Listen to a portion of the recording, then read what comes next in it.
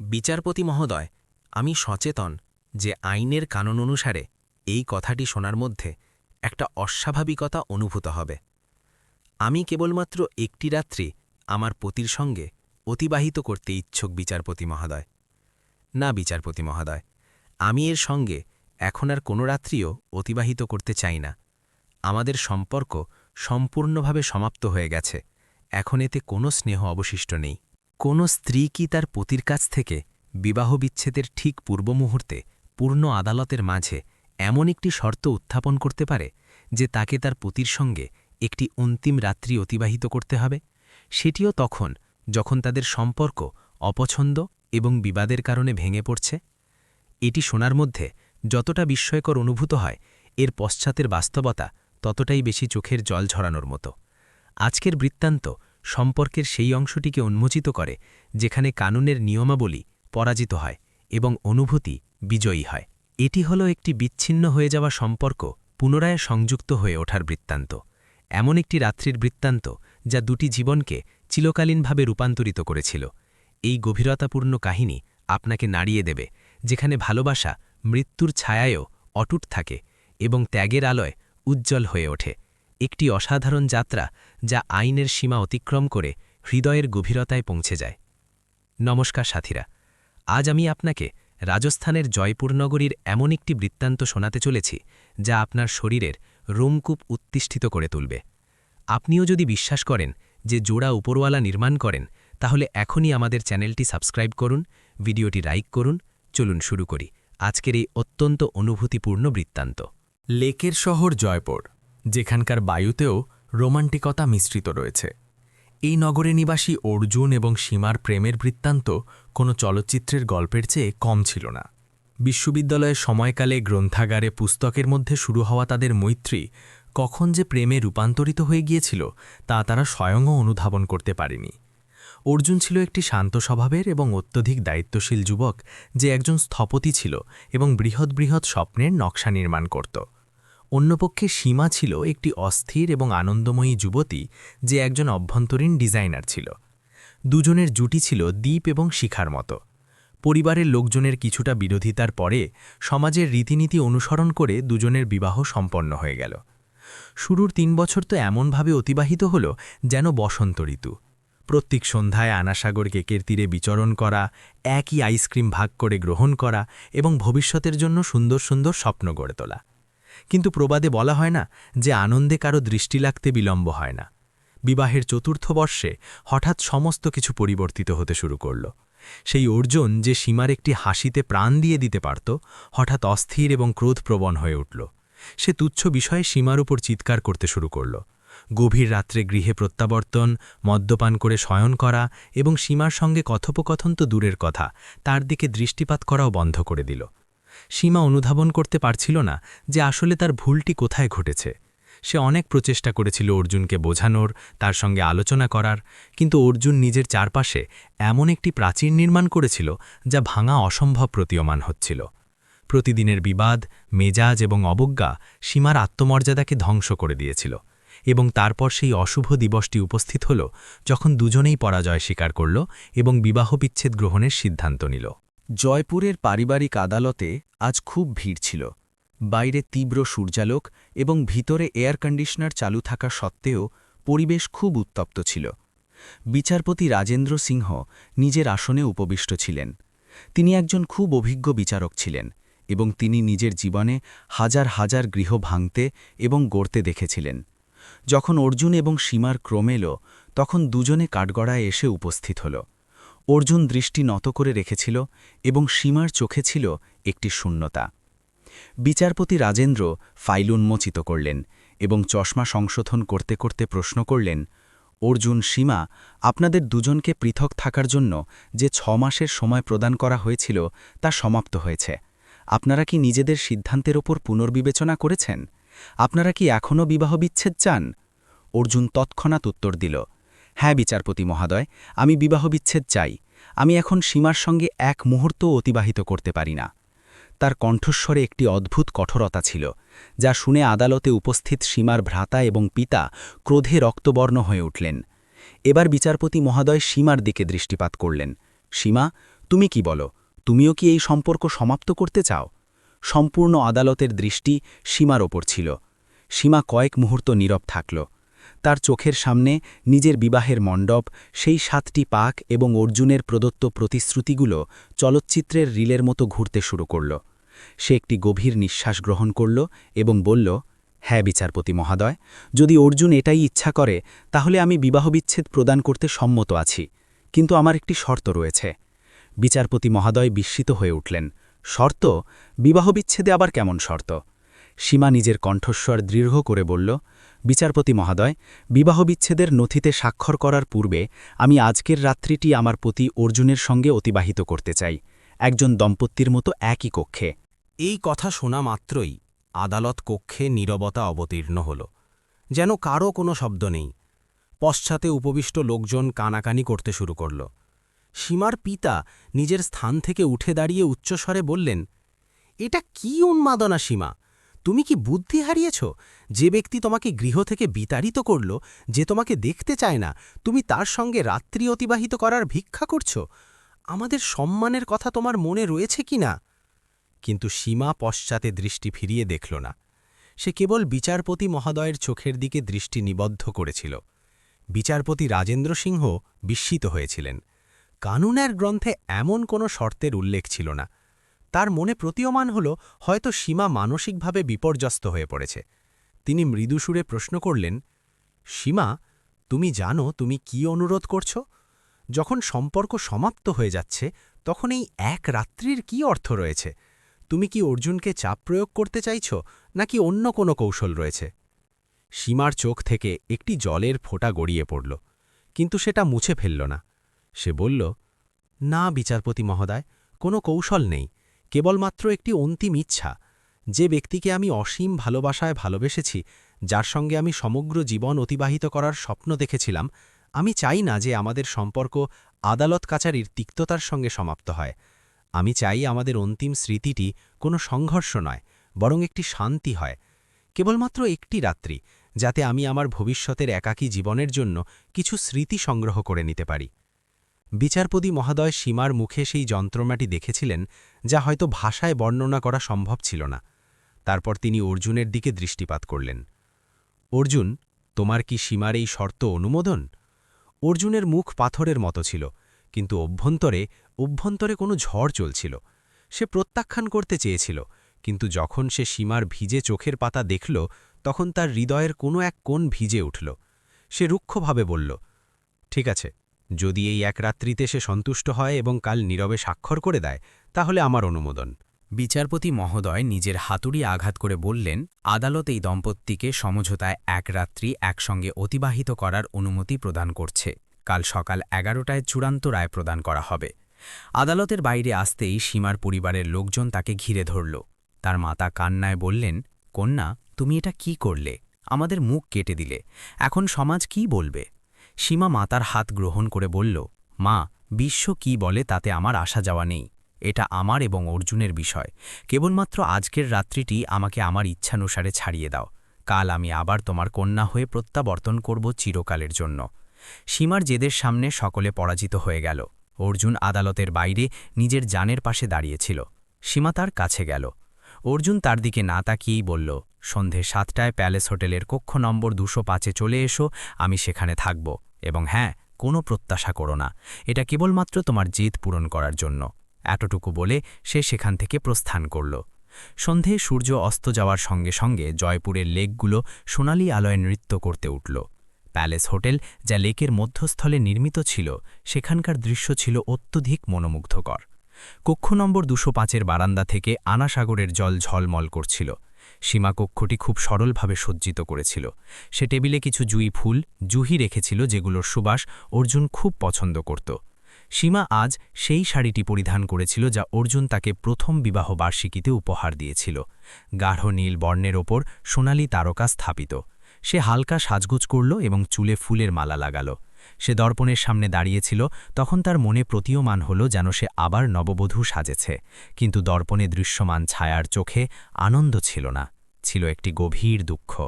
ঠিক 7:30 দাড়ির ঘণ্টা বাজল। সীমা দ্বার উন্মোচিত করল। সামনে অর্জুন দাঁড়িয়েছিল। তাকে ক্লান্ত প্রতীয়মান হচ্ছিল। সে অভ্যন্তরে পদার্পণ করল এবং কক্ষের সাজসজ্জা দেখে স্তব্ধ হয়ে গেল। জুঁই ফুলের সুবাস তাকে এক মুহূর্তের জন্য পুরাতন দিনের স্মৃতি মনে করিয়ে দিল। সে নীরবে গিয়ে আসনে উপবিষ্ট হয়ে পড়ল। অনেকক্ষণ দুজনের মধ্যে নীরবতা বজায় থাকল। কেবলমাত্র ঘড়ির টিকটিক শব্দ শ্রুত হচ্ছিল। অবশেষে সীমা সাহস সংগ্রহ করে প্রশ্ন করল, চা গ্রহণ করবে? অর্জুন না তাকিয়েই মস্তক নাড়ল। সীমা কেটলি থেকে চা ঢালল এবং পাত্রটি অর্জুনের দিকে প্রসারিত করল। চায়ের চুমুক গ্রহণ করতেই অর্জুনের হাত কম্পিত হতে লাগল। এটা সেই একই স্বাদ ছিল, আদা এবং এলাচযুক্ত, যা সীমা প্রত্যেক সকালে প্রস্তুত করত। অর্জুন চায়ের পাত্র টেবিলে স্থাপন করল এবং তিক্ততার সঙ্গে বলল, কেন করছ এসব সীমা? তোমার কি মনে হয় এসব করলে আমার মন পরিবর্তিত হয়ে যাবে? আমি গলে যাব? সীমা তার সামনের আসনে উপবিষ্ট হইল এবং বলল, না অর্জুন, আমি তোমাকে গলাতে আসিনি। আমি তো কেবলমাত্র সেই অর্জুনের সঙ্গে সাক্ষাৎ করতে এসেছি, যে একসময় আমার হাসির জন্য বিশ্বের সঙ্গে সংগ্রাম করতে পারত। সেই অর্জুন কোথায় অদৃশ্য হয়ে গেল? আমার প্রেমে কি কোনো ত্রুটি ছিল? অর্জুন উঠে দাঁড়াল এবং জানালার দিকে দৃষ্টি নিবদ্ধ করতে লাগল। সে পৃষ্ঠ ফিরিয়ে বলল, ত্রুটি প্রেমে ছিল না, পরিস্থিতিতে ছিল। মানুষ রূপান্তরিত হয় সীমা। আমিও রূপান্তরিত হয়ে গিয়েছি। এখন আমার এই পারিবারিক জীবন, এই দায়িত্ব, সব বোঝা প্রতীয়মান হয়। আমি স্বাধীনতা ইচ্ছা করি। আমি আমার জীবন নিজের ইচ্ছানুসারে জীবিত করতে চাই। সীমা উঠে অর্জুনের পশ্চাতে গিয়ে দাঁড়াল। সে দেখল যে অর্জুনের স্কন্ধ হালকা ঝুঁকে গিয়েছে। তার শার্টের কলার কাছে ঢিলে হয়ে গিয়েছে, যেন তার ওজন অনেকটাই হ্রাস পেয়েছে। সীমা ধীরে ধীরে নিজের হাত অর্জুনের স্কন্ধে স্থাপন করল। অর্জুন শিহরিত হয়ে উঠল। সীমা বলল, মিথ্যা বলো না অর্জুন। তুমি বিশ্বের কাছে মিথ্যা বলতে পারো, কিন্তু তোমার সীমার কাছে নয়। তোমার এই অবজ্ঞা, এই ক্রোধ, সব একটি মুখোশ। আমি দেখতে পাচ্ছি যে তুমি অভ্যন্তর থেকে কতটা বিচ্ছিন্ন হয়ে গিয়েছ। বলো আমাকে, কি বিষয়? তোমার জীবনে কি অন্য কেউ রয়েছে? যদি থাকে তাহলে বলে দাও, আমি হাস্যমুখে প্রস্থান করব। অর্জুন এক ঝটকায় তার হাত অপসারিত করল এবং চিৎকার করে বলল, হ্যাঁ, রয়েছে অন্য কেউ। আমি তোমাকে অপছন্দ করি। তুমি অনুধাবন করো না কেন? প্রস্থান করো আমার জীবন থেকে। অর্জুনের এই চিৎকার, এই ক্রোধের মধ্যে সীমা অপছন্দ নয়, বরং ভীতি দেখতে পেল। ঠিক তখনই অর্জুনের প্রচণ্ড কাশি উপস্থিত হল। সে কাশতে কাশতে নত হয়ে পড়ল। সে তড়িঘড়ি নিজের পকেট থেকে রুমাল বের করে মুখে চাপিয়ে ধরল। যখন সে রুমাল অপসারিত করল, তখন সে তা তৎক্ষণাৎ মুষ্টির মধ্যে লুকিয়ে ফেলার প্রচেষ্টা করল। কিন্তু সীমার তীক্ষ্ণ দৃষ্টি তা দেখে ফেলেছিল। রুমালে রক্তের ছাপ ছিল। সীমার বক্ষ কম্পিত হয়ে উঠল। সে চিৎকার করে উঠল, অর্জুন, এই রক্ত! অর্জুন ঘাবড়ে গেল। কিছু নয়, এমনি সূর্যালোকের কারণে নাক থেকে রক্ত পড়েছে হয়তো। তুমি এখান থেকে প্রস্থান করো। কিন্তু সীমা তার কথা মেনে নিল না। সে জোরপূর্বক অর্জুনের মুষ্টি উন্মোচিত করল এবং সেই রক্তলিপ্ত রুমাল দেখে ফেলল। সীমার পায়ের তলা থেকে ভূমি সরে গেল। সে অর্জুনের মুখ নিজের দুই হাতের তালুতে গ্রহণ করল এবং দেখল যে তার চোখ অভ্যন্তরে ধসে গিয়েছে, মুখ বিবর্ণ হয়ে গিয়েছে। সেই অর্জুন যে জিম যাওয়ার অনুরাগী ছিল, সে এখন হাড়ের কঙ্কাল হয়ে যাচ্ছিল। সীমা কম্পিত কণ্ঠে প্রশ্ন করল, অর্জুন, সত্য বলো, তোমার কি ঘটেছে? আমাদের প্রেমের শপথ তোমাকে। যদি আজ তুমি মিথ্যা বলো, তাহলে আমি এখনই এই বারান্দা থেকে লাফিয়ে প্রাণ ত্যাগ করব। অর্জুন জানত যে সীমা যা বলে তা করে দেখায়। তার চোখে জল ভরে এলো। সে আর অভিনয় করতে পারছিল না। তার শরীর উত্তর দিচ্ছিল এবং তার সাহস ভেঙে গিয়েছিল। সে হাঁটুর উপর ভর দিয়ে মেঝেতে উপবিষ্ট হয়ে পড়ল এবং ফুপিয়ে ফুপিয়ে কাঁদতে লাগল একটি শিশুর মতো। সীমাও তার পাশে উপবিষ্ট হয়ে পড়ল এবং তাকে আলিঙ্গন করল। অনেকক্ষণ কান্নার পর অর্জুন যা প্রকাশ করল তা শুনে সীমার আত্মা কম্পিত হয়ে উঠল। অর্জুন হেঁচকি তুলে বলল, সীমা, আমার ফুসফুসের ক্যান্সার হয়েছে, অন্তিম পর্যায়ে। চিকিৎসক বলেছে যে আমার কাছে সর্বোচ্চ ৩-৪ মাস সময় রয়েছে। সীমার মনে প্রতীয়মান হল যেন কেউ তার হৃৎপিণ্ড মোচড় দিয়েছে। সমস্ত কিছু স্থির হয়ে গেল। অর্জুন বলতে লাগল, ৬ মাস পূর্বে যখন আমি জানতে পারলাম, তখন আমি বিপর্যস্ত হয়ে পড়েছিলাম। আমি চাইনি যে তুমি আমার সেবায় নিজের যৌবন নষ্ট করো। আমি চাইনি যে তুমি আমাকে প্রত্যেক দিন অল্প অল্প করে মরতে দেখো। আমি চেয়েছিলাম যে তুমি আমাকে অপছন্দ করো, যাতে আমি যখন মারা যাব তখন তোমার যন্ত্রণা না হয়। তুমি ভাববে যে একটি খারাপ ব্যক্তি চলে গিয়েছে, ভালোই হয়েছে। সেই কারণেই আমি মদ্যপানের অভিনয় করলাম, বিবাদ করলাম, বিবাহ বিচ্ছেদের এই খেলা সাজালাম। আমি চেয়েছিলাম বিবাহ বিচ্ছেদের পর তুমি নিজের নতুন জীবন শুরু করো, কারো সঙ্গে যে তোমাকে সেই দীর্ঘ আয়ু প্রদান করতে পারবে যা আমি প্রদান করতে পারলাম না। সীমার চোখ থেকে অশ্রুর ধারা প্রবাহিত হতে লাগল। সে অর্জুনকে দৃঢ়ভাবে আলিঙ্গন করল এবং কান্নায় কান্নায় বলল, উন্মাদ তুমি অর্জুন, অনেক বড় উন্মাদ। তুমি এটা কিভাবে চিন্তা করলে যে আমি তোমাকে ছাড়া জীবিত থাকব? প্রেম কি কেবলমাত্র সুখের সঙ্গী হয়? বিবাহের ৭ পাক কি কেবলমাত্র ভালো সময়ের জন্য ছিল? তুমি আমাকে এতটা দূর করে দিলে যে নিজের যন্ত্রণার কথাটাও প্রকাশ করলে না। আরে, যদি আমি তোমার মৃত্যুর পর জানতে পারতাম যে তুমি এসব আমার ভালোর জন্য করেছ, তাহলে তো আমি জীবিত থেকে মারা যেতাম। আমি সমগ্র জীবন নিজেকে ক্ষমা করতে পারতাম না যে যখন আমার পতির আমাকে সবচেয়ে বেশি প্রয়োজন ছিল, তখন আমি তার সঙ্গে সংগ্রাম করছিলাম। সেই রাত্রিতে সেই হোটেলের কক্ষে ২টি দেহ নয়, বরং ২টি আত্মা একীভূত হয়ে গেল। কোনো শারীরিক সংযোগ ছিল না কোনো কামনা, কেবলমাত্র একে অপরকে অনুভব করার তীব্র আকাঙ্ক্ষা ছিল। সীমা অর্জুনের মস্তক নিজের কোলে স্থাপন করল এবং সমগ্র রাত্রি তার চুলে আঙুল চালিয়ে দিল। অর্জুন নিজের সমস্ত ভয়, সমস্ত যন্ত্রণা সীমার সামনে উন্মোচিত করল। সে প্রকাশ করল যে কেমোথেরাপির যন্ত্রণা সে একা কিভাবে সহ্য করেছিল, কিভাবে সে গোপনে গোপনে কাঁদত। সীমা তার কথা শ্রবণ করতে থাকল এবং নিজের চোখের জলে তার মুখ ভিজিয়ে দিতে থাকল। সকালের প্রথম আলো যখন জানালা দিয়ে অভ্যন্তরে প্রবেশ করল, তখন তাদের দুজনের মধ্যে সমস্ত কিছু স্পষ্ট হয়ে গিয়েছিল। না কোনো অভিযোগ ছিল, না কোনো অনুশোচনা, কেবলমাত্র একটি অটল সিদ্ধান্ত ছিল। পরবর্তী দিন সকাল 11টায় আদালত কক্ষ কানায় কানায় পরিপূর্ণ ছিল। উকিল, বিচারপতি এবং পরিবারের লোকজনের প্রত্যাশা ছিল যে এতক্ষণে নিশ্চয়ই সমস্যা সমাধান হয়ে গিয়ে থাকবে এবং বিবাহ বিচ্ছেদ হয়ে যাবে। বিচারপতি রাজেন্দ্র সিংহ নিজের আসনে উপবিষ্ট হলেন। অর্জুন এবং সীমা কাঠগড়ায় এলো। আজ অর্জুনের মুখ শান্ত ছিল, কিন্তু তাতে একটি অন্যরকম দীপ্তি ছিল। সীমা অর্জুনের হাত দৃঢ়ভাবে গ্রহণ করে রেখেছিল। এটা দেখে আদালতে উপস্থিত লোকজন বিস্মিত হল। গতকাল পর্যন্ত যারা একে অপরের মুখ দেখতে চাইছিল না, আজ তারা হাতে হাত গ্রহণ করে দাঁড়িয়ে রয়েছে। বিচারপতি মহোদয় প্রশ্ন করলেন, তো মিস্টার অর্জুন এবং মিস সীমা, রাত্রিভর চিন্তা করার পর আপনারা দুজনে কি সিদ্ধান্ত গ্রহণ করলেন? আপনারা কি বিবাহ বিচ্ছেদের নথিতে স্বাক্ষর করার জন্য প্রস্তুত? অর্জুন কিছু বলতে যাওয়ার পূর্বেই সীমা তার হাত চাপিয়ে ধরল এবং সামনে অগ্রসর হয়ে বলল, না বিচারপতি মহোদয়, আমাদের বিবাহ বিচ্ছেদ প্রয়োজন হবে না। আমি আমার আবেদন প্রত্যাহার করছি। আদালতে হুইচই পড়ে গেল। সীমার উকিল ফিসফিসিয়ে বললেন, এটা আপনি কি বলছেন? গতকাল তো আপনি সম্মত ছিলেন। বিচারপতি মহোদয় চশমা খুলে টেবিলে স্থাপন করলেন এবং গুরুত্বপূর্ণভাবে প্রশ্ন করলেন, সীমা, আদালতের সময় খুব মূল্যবান। এই হ্যাঁ এবং নায়ের খেলা বন্ধ করো।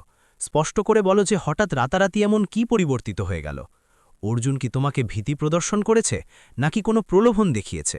সীমার কণ্ঠস্বর আদালত কক্ষে প্রতিধ্বনিত হল, না বিচারপতি মহোদয়, না কোনো ভীতি রয়েছে এবং না কোনো প্রলোভন, বরং আমি সত্যটি জানতে পেরেছি। আমার পতি আমার কাছে বিবাহ বিচ্ছেদ অনুরোধ করেছিলেন কারণ তিনি আমাকে অসীম প্রেম করেন। বিচারপতি মহোদয়, ওর ক্যান্সার হয়েছে এবং ওর কাছে সময় খুব সীমিত। উনি চাননি যে আমি বিধবা হয়ে কাঁদি, তাই উনি আমাকে নিজের জীবন থেকে দূরে সরিয়ে দিচ্ছিলেন যাতে আমি নতুন করে শুরু করতে পারি। কিন্তু বিচারপতি মহোদয়, সীমার কণ্ঠ ধরে এলো, স্ত্রীর সিঁদুর কেবলমাত্র কাগজের পাতায় হয় না। আমি অগ্নিকে সাক্ষী রেখে ওর সঙ্গে ৭ জন্মের প্রতিশ্রুতি প্রদান করেছিলাম। যদি ওর কাছে ৪ মাস থাকে, তাহলে আমি সেই ৪ মাস ওর সঙ্গেই জীবিত থাকতে চাই। আমি ওর স্ত্রী এবং অন্তিম নিঃশ্বাস পর্যন্ত ওর স্ত্রীই থাকব। আমি ওকে ত্যাগ করতে পারি না। আমাকে ওর সেবা করতে হবে, ওর যন্ত্রণা ভাগ করে নিতে হবে। যদি মৃত্যু আসতেই হয় তাহলে আসুক, কিন্তু তা আমাদের পৃথক করতে পারবে না। সীমার কথা শুনে সম্পূর্ণ আদালত কক্ষে নীরবতা অবতীর্ণ হল। অনেক লোকের চোখে জল এসে গেল, এমনকি পাথর হৃদয় বলে পরিচিত উকিলদেরও কণ্ঠ অবরুদ্ধ হয়ে এল। বিচারপতি রাজেন্দ্র সিং নিজের আসনে স্তব্ধ হয়ে উপবিষ্ট থাকলেন। তিনি নিজের কর্মজীবনে অনেক মামলা দেখেছিলেন, কিন্তু প্রেম এবং ত্যাগের এমন উদাহরণ কখনো দেখেননি। তিনি একবার অর্জুনের দিকে দৃষ্টিপাত করলেন, যে মস্তক নত করে দাঁড়িয়েছিল এবং তার চোখের জলের ফোঁটা মেঝেতে পতিত হচ্ছিল। বিচারপতি মহোদয় একটি দীর্ঘ নিঃশ্বাস গ্রহণ করলেন এবং রায় শোনালেন, এই আদালত বিবাহ বিচ্ছেদের এই আবেদন প্রত্যাখ্যান করছে। কানুন প্রমাণের ওপর চলে, কিন্তু ন্যায় মানবতার ওপর চলে। আজ এই আদালত দেখল যে সত্য প্রেম কি হয়। সীমা, তোমার সাহস এবং তোমার সমর্পণকে এই আদালত অভিবাদন জানায়। তুমি একটি উদাহরণ। অর্জুন, তুমি খুব ভাগ্যশালী যে তুমি এমন জীবনসঙ্গিনী লাভ করেছ। যাও এবং তোমাদের অবশিষ্ট জীবনের প্রত্যেক মুহূর্ত প্রাণপণে জীবিত করো।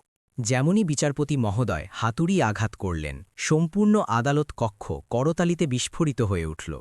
সীমার পিতা, যিনি গতকাল পর্যন্ত ক্রোধিত ছিলেন, আজ গর্বের সঙ্গে নিজের কন্যাকে দেখছিলেন। তিনি দৌড়িয়ে এলেন এবং অর্জুনকে আলিঙ্গন করলেন। পুত্র, তুমি আমাদের জানালে না কেন? আমরা সকলে মিলে সংগ্রাম করতাম। আমরা তোমার সঙ্গে রয়েছি। আদালত থেকে প্রস্থান করার সময় জয়পুরের সূর্যালোক আজ খুব মনোহর প্রতীয়মান হচ্ছিল। অর্জুন সীমার দিকে দৃষ্টিপাত করল এবং বলল, সীমা, আমি তোমাকে যন্ত্রণা ছাড়া আর কিছুই প্রদান করতে পারব না। সীমা হাস্যমুখে তার ললাট চুম্বন করল এবং বলল, তোমার সঙ্গে অতিবাহিত একটি মুহূর্ত আমার কাছে ১০০ জন্মের সমতুল্য। অর্জুন, আমরা কাঁদব না, আমরা জীবিত থাকব। এবং সাথীরা, সেটাই ঘটল। চিকিৎসক ৩ মাস বলেছিলেন, কিন্তু সীমার সেবা এবং প্রেম অর্জুনকে ৮ মাস সময় প্রদান করল। সেই ৮ মাসে তারা সেই সমস্ত কিছু করল যা তারা সর্বদা করতে ইচ্ছুক ছিল। তারা আবার সেই স্থানে গেল যেখানে তারা প্রথমবার সাক্ষাৎ করেছিল। খুব হাসল, আলোচনা করল। অর্জুন নিজের অসুস্থতাকে নিজের ওপর চাপিয়ে বসতে দেয়নি, কারণ তার ঢাল হয়ে সীমা দাঁড়িয়েছিল। যখন অর্জুনের অন্তিম মুহূর্ত উপস্থিত হল, তখন তার মস্তক সীমার কোলে ছিল। তার মুখে কোনো ভীতি ছিল না, বরং একটি তৃপ্তি ছিল।